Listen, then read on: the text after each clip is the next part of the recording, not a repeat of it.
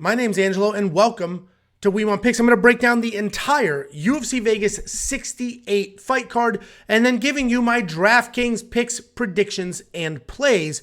Before I jump in, head on over to WeWantPicks.com and click Become a Member. It's only $10 a month, and it includes everything. You have full access to the DraftKings Optimizer, which will build up to 150 lineups for you. You also get our favorite play, our favorite dog, a value play, a fade of the week, a cheat sheet. This exclusive cheat sheet will give you the fighters' names, obviously, their salaries, obviously, but then also the ownership projections, the points scored projections, and then leverage. Leverage is a really unique formula that allows you to find spots for your multi-entry lineups that other people may not have, which can separate you from the pack and put you in a better position to win. This cheat sheet will be fully populated by the end of the day on Friday, once all of the weigh-ins are done and all of that information comes to us. This cheat sheet will be fully loaded and it is sortable. So as you're building your lineup, you can sort the fighters by name, by salary, by the ownership projection, the scoring projection, the leverage, and build those lineups. You can take that information, throw it into the optimizer, and let the optimizer build your lineups for you. WeWantPicks.com at the top, click Become a Member. Let's break down the card. That's enough of the promo. Now let's talk about the fights. It's a weird card because it's in the middle of the night. Unless you live in, APAC. It's in the middle of the night. We got many fighters that have never fought in the UFC before, or at least not officially, so we don't have DraftKings data. A lot of people fighting in a cage for like the second time ever. There's so much going on here, but I do think there's an opportunity to make some money here. There's only 12 fights, which means a lot of lineups are going to be similar, and that's where that leverage is so important because those small tweaks, those small differences can separate you from the pack and hopefully get you that optimal lineup. Opening up the card, we have Tatsuro Taira taking on Jesus Aguilar. Tatsuro Taira is a tremendous favorite, the most expensive fighter on the card, the biggest line on the card. He's minus 1,200 favorite, and he should win this fight. He should absolutely win this fight. We do not need to overcomplicate this. The one thing I will say is in this Vergara fight, he almost had no confidence in his hands and was just diving at legs. With that being said, he should be able to take Aguilar down. He should get it done probably early. So Jesus Aguilar making his official UFC debut here, so we're not going to get any stats, but Tatsuro Taira should win inside the distance and should do that early. That $9,600 price tag, you're going to need him in your lineup, especially on a card like this. Then we got Jung Park taking on Dennis Tu-lulian. Jung Park, the Iron Turtle. He's good everywhere. He's got good hands. He's got good grappling. He's good literally everywhere, but he's not dangerous anywhere. He's not a finisher. But I think he can come forward. I think he wins this fight. I think he gets the takedowns, and that's how he's going to get it done. He scores somewhat well, right? 80 in the decision, 77 in this decision, 128. So he scores well, even though he's not getting finishes. And this Gregory Rodriguez fight, yes, he was knocked out, but he won that first round. He looked good in that first round. He had the better striking than ultimately Rodriguez, that power took over. He's fighting Dennis Tu-lulian. I mean, his last name is 15 letters long, but there's only 3 unique letters. And then I got to get on camera in my fat guy hoodie and then pronounce these names correctly. This is a tough card to do that. Anyway, Dennis Tu-lulian is very good striker. He is a very good striker. He's got very good power. He's very dangerous. He puts everything into every strike. He's going to come forward. He's going to headhunt. He's going to look for that finish. But he has giant grappling holes. So I see the Iron Turtle just exploiting that. I see him getting the takedowns, holding him down, avoiding the power. So I like Iron Turtle to get it done. I know Tu-lulian is a lot of people's solid underdog that they like. If you want to throw him in, go for it. If you're on that side, he's great value at 7,700, but I like the Iron Turtle, and I will probably spend that money on him. Ji-Yoon Kim is going to be our fade of the week, $9,000. $9,000. She's won 1 fight in her last 5. Granted, these decisions were pretty close. The Kachera decision, she should have won. She should have won that fight. She just didn't get the nod. And if she would win that fight, she got another 30 points, which gets her to 98, which is a solid score in a decision. But This at 34 points, 56 points, 32 points. I just do not see her being worth this 9,000 price tag. Not when we have other fighters on this card around that price point that can get finishes. She should win.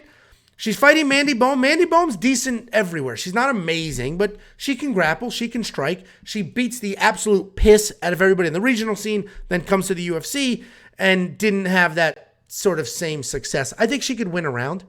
Kim gives up rounds, but neither one of these women should be in your DraftKings lineup. Then we have Hyun Sung Park taking on Sang-guk Choi in the first of 4 Road to the UFC tournament finals. We're not going to have any data on any of these people because they haven't fought in the UFC yet, but we'll keep the name on the screen while we talk about it. Hyun Sung Park is a grappler, a very slick grappler. He's got one game plan and one game plan only. Come forward, find the opening, get it to the ground. He is a finisher. If he gets it to the ground, he will snatch something up and do it very, very quickly. He's slow, plodding on his feet. He doesn't throw much, and he finds his opening, though, and then he absolutely takes it. And he's fighting Sang-guk Choi. Sang-guk Choi is very well-rounded. He's got a loose technical striking style. He's constantly moving. He's managing range. He does not have full-blown one-punch power, but he is technical, and he can wear you down on the feet. He does a good job of game planning. If you watch his 2 Road to the UFC fights, they're very different. One he dominated with grappling, one with striking, and he's a pretty complete fighter. I actually like him to win this fight. $7,800, I personally think is a solid price point for an underdog who's as live as he is in the fight. The problem with that is it's a bit of risk because Hyun Sung Park is so good on the ground. If he gets it there, he likely snatches something up. So I'm not going to play either side of this, but I certainly think for a tournament lineup, Sang-guk Choi is one of the better dogs because of his affordability at that $7,800. Then we have Rinya Nakamura. I think he needs to be in your lineup. $9,300. I will spend that money. He's a world-level wrestler. He's been competing in international wrestling tournaments and done very, very well. He's not a fighter who learned how to wrestle. He's a wrestler who is learning how to fight. He's got wild striking as well, but he's got some power in it. He'll come in, he'll throw wild, he'll throw crazy. He comes in hot, then he'll get his wrestling going. I mean, he's very dangerous, very fun, very explosive. I love him in this spot. I absolutely think he wins this fight. He's fighting Chishomi Kazama. He's actually a solid grappler himself. He averages a couple of takedowns per fight, according to the Road to the UFC, right? Outside of that, we don't have all that data, but he's got some decent BJJ. He's very slick on the ground. He can scramble. He can sweep. He can even submit from there. So Rinya's going to need to be careful on top, but I don't think it's going to be a problem. He doesn't even need to use his wrestling. I think Rinya's going to be the better striker. I think Rinya's going to obviously be the better wrestler, and then his defensive jiu-jitsu will be good enough. I like Rinya. I absolutely think he gets it done. And $9,300, I will probably end up spending that in my lineup. Then we have Zhang Yong Lee taking on Jia Ji. This is an interesting fight. I do like Zhang Yong Lee to win this fight. $8,900 is a bit steep. He's a well-rounded guy. He's got loose striking. He manages range well. Solid takedowns. He's really long for the division, and he uses that length to just walk people down. He can be hittable, though, because he keeps his hands so low. And he's fighting Jia Ji, who's a powerful grappler. He uses kicks really well. He works in close. He gets his hands going. He drags you to the ground. He'll pick you up if he can wrap his hands around you and then dump you. There's a lot going on there. He's also a very well-rounded guy. I think these odds are super wide here. I think this should be a much closer fight. The price points are very wide as well. I'm not putting either guy in my lineup, but if you do your own research and you come to the same conclusions I do, that this is really, really close, Jia Ji may be worth it because he's actually the more dangerous of the two fighters as well, and that's what you're looking for in DraftKings, especially at that price point. And then we have Jekka Sargee versus Anshil Jubilee. Jekka Sargee should be in your lineup. $8,000, very slight underdog. He is insanely powerful. If you watch his Contender Series fight or his last fight, it's just crack. It sounds like you hear the sound throughout the entire arena, and the dude drops. And he hits like an absolute freight train. He hits like a freight train, and he can grapple. So I think he's very well-rounded. He's got solid BJJ, good takedowns, good submissions. My only concern is that his hands are so powerful that he might just be nonstop looking for that power. And then his opponent, on-shield Jubilee, can grapple. He's a fast, slick guy. I just clicked check again like an idiot. He's very fast in his wrestling takedowns. He'll explode into those shots. He's pretty well-rounded. He can strike. He can grapple. He's got very high fight IQ considering he only has 6 professional fights. I think Jekka wins this fight. And I think you're going to need Jekka in your lineup because when he wins, it's wild, explosive finish. So I like Jekka to win. I like him to win inside the distance, and you're going to get him at a very slight underdog price tag. So I do like Jekka. I think he's incredible value on a card like this. Then we have one of the more controversial fights. We have Yasuko Kinoshita taking on Adam Fugitt.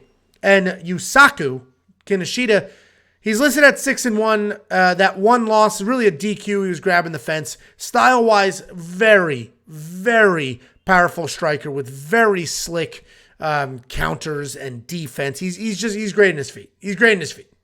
It's just that simple. His takedown defense is not great. He does get taken down. And Adam Fugitt, a lot of you are going to look at this Mike Morales loss. Oh, he was TKO'd. Listen, he stepped up on very short notice for this fight. He did get a takedown. He scored 35 points in a fight where he was knocked out in the 3rd round. He scored 35 points. I don't think people give Adam Fugitt enough credit for that fight, considering it was short notice. I think he can win this fight. I probably will work him into my lineup at $7,100 because if we look at Kinoshita, he gets taken down. Even in that fight where he was DQ'd, he was essentially ragdolled. People don't like that I'm using that term, but he was getting tossed around on the ground, struggling.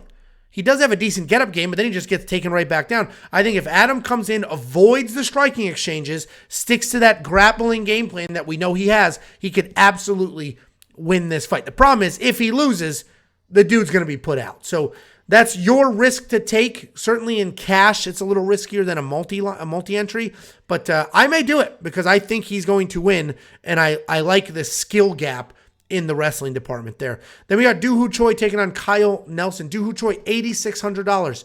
It's another tricky fight because he should be the much better fighter, but he hasn't fought in 3 full years. 3 full years. I heard it was military service, but then I heard it wasn't military service. It was injuries. So I'm actually not entirely sure what happened in that 3 years away and 3 losses in a row. But if we look at the losses, he lost to Cub Swanson in 2016 when Cub was still very, very good. Jeremy Stevens in 18 when he was good. Charles Jourdain in 19 was and still is good. Doo-Hoo Choi is the Korean Superboy. He comes out. He's very fun, very exciting. He's a powerful striker. Decent takedown defense, not great, but he does an awesome job just throwing straight punches, staying active, and he gets wild without being wild, meaning he's busy, he's in there, he's in these wild fist fights, but he's not out of control. He knows what he's doing. He's trying to stay clean, trying to stay calculated, and he's in these exciting fights. He has 6 fights in the UFC with 5 fight of the night bonuses. That's how fun this guy is. I do think he wins. He's fighting Kyle Nelson. Kyle Nelson's a solid striker. He's got some decent power in his hands. He's been in the UFC for a very long time, but he's very inactive. He's got solid takedown defense, which I don't think is going to be much of a play here. But he does a really good job using his opponent's shots, their takedown attempts, and then turning that around. This is a weird fight because there's so many unknowns with the layoff and everything else. But I think Doo-Hoo Choi absolutely gets this done. The 3-year layoff is a bit concerning for that reason and that reason only. I'm not going to have him in my lineup because I just don't know. I do think he's going to win. I just don't know how many points he's going to score, and he is a pretty big favorite in DraftKings. But Doo-Hoo Choi's the pick. And if you're a little more confident than I am, you should throw him in there. We got Marcin Tybura. Listen, I like Marcin Tybura in this fight. I was confident enough to bet on him when he was minus 200. That's been bet down to minus 140 something. He's $8,300 in DraftKings. I think he wins this fight. The problem is he's not the highest scorer. 60 points against Romanov. Yes, 100 here. There was a finish. He's not going to finish Ivanov. It's not going to happen. So then we got to look at these decisions. 90, 81, 87. And with these decisions, I think this is somewhat similar, right? I think this could look like the Ben Rothwell fight. Stay busy on his feet, work in a takedown, And I think that's is what it's going to look like. So I like him at $8,300 if he's going to score 90-ish points. That's what Marcin Tybura does. Busy hands, comes forward, works in takedowns when he can. He's fighting Blagoy Ivanov. The thing is, Blagoy Ivanov is famous for his chin. He's famous for being able to take a beating. He took the best shots Derek Lewis had to offer and didn't budge. And if you are a power striker, you could get frustrated fighting Ivanov because you're going to beat this dude over the head and he's not going to move an inch. But that's not how Marcin Tybura fights. Marcin Tybura is volume and grappling. And I don't think he's going to have any issues there. So while Blagoy is very tough, he does have a Sambo background, and he can get his own takedowns, as we've seen in these fights. I mean, the guy he got 3 takedowns against Derek Lewis and still lost a decision. Okay? He lost a decision to Derek Lewis. I mean, come on. So I'm going Marcin Tybura there. He's definitely the pick. Co-main event, Da-Un Jung.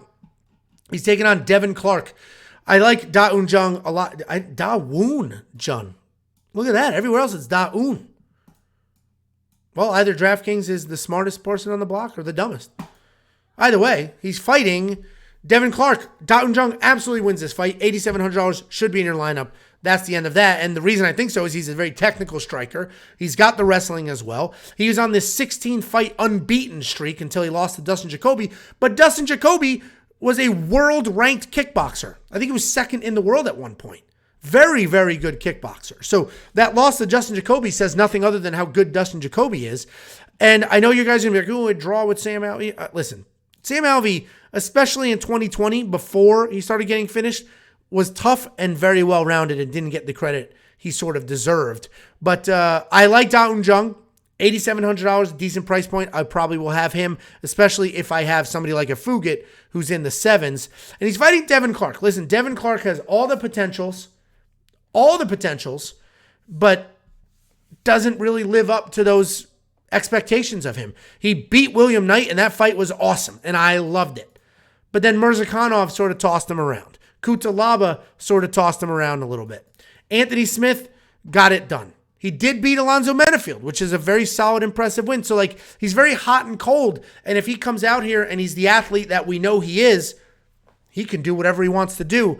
But it just seems that some of these bigger fights, especially we're talking about a co-main event spot here, he can't necessarily do what he needs to do.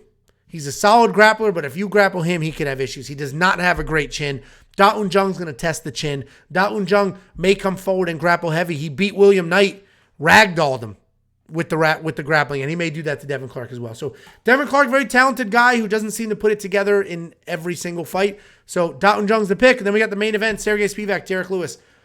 If you think Derek Lewis knocks out Sargee Spivak, then obviously no shit, he needs to be in your lineup. Obviously. I don't think that happens. I think Sargee Spivak wins this fight, and he likely wins by stoppage. One of these dudes are going to win by stoppage. One of them is going to win by stoppage, right? We're going to get Sargee Spivak with a submission or a TKO on top, or we're going to get Derek Lewis with just a monster bomb to the face, putting that dude out. There's a lot of talk about Derek Lewis losing weight. He looks a lot trimmer, skinnier. Looks buff, though. And all of us thought he was rededicated to the sport. A couple embarrassing losses in a row. He's a new man. But he's been talking about, no, I had COVID really bad. I could not stop throwing up. I could not stop losing weight. It was like that for weeks. And I've just managed to keep that weight off. And if the lighter Derek Lewis comes out with more volume and he's busier and he gets his hands going, he absolutely will win this fight without a question. The problem is Derek Lewis, look at these numbers. 4 significant strikes, 27, 14, 16, 7. 16 significant strikes in a fight that went 3 rounds. 7 in a fight that went 2. I mean, this guy doesn't let his hands go. So if he's now lighter, faster, a little more nimble, letting his hands go, 100%, I think he gets it done. But if he's just waiting like this, and then, is there an uppercut? He's not going to win this fight because Sargee Spivak isn't even shooting clean doubles like Curtis Blades with the uppercut. He's going to come in, tight guard, get him against the cage, work him to the ground. And yes, we have seen Derek Lewis stand up on many, many people. We've seen him stand up on a lot of people. He's not going to stand up on Sargee Spivak. Sargee Spivak has a much better top game than some of these other people, Alexei Olenek and some of these other people that stood up on him. So I like Sergey Spivak to win. I'll probably have him in my lineup, but obviously there's a risk any Derek Lewis fight. Guys, WeWantPicks.com for everything that you need. You're building your lineup. Even if you think everything I said is absolute hot garbage, it's okay. Come here, use the optimizer, build a lineup with the optimizer, use the cheat sheet with the ownership and the score projections and the leverage, and build your lineup from there. We also rank every single fighter by their pool. Cash game fighters ranked by their price point. Single entry pools ranked by the price point. Multiple entry ranked by the price point. All of this content is available to you for only $10 a month.